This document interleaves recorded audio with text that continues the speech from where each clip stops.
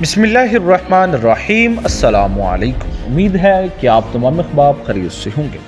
नाज़रीन, बहुत ही खूबसूरत वीडियो शेयर करेंगे अल्लामा हाफ़िज़ साद हुसैन रिज़वी की। अल्लामा हाफ़िज़ साद हुसैन रिज़वी गली में बग़ैर किसी प्रोटोकॉल के कारकुनान से मुलाकात कर रहे होते हैं। आपके साथ उनकी वो मुकम्मल वीडियो शेयर करेंगे। अचानक उनके सामने गाड़ी आ जाती है तो अल्लामा हाफ़िज़ साद हुसैन रिज़वी बहुत ही मोहब्बत का मुज़ाहिरा करते हुए कारकुनान को अपने हाथ से साइड पे करते हैं और कारकुनान से बग़ैर किसी प्रोटोकॉल के मुलाकात कर रहे होते हैं।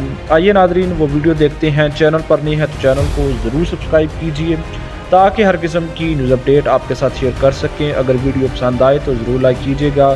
तो आइए नाज़रीन, वो वीडियो देखते हैं।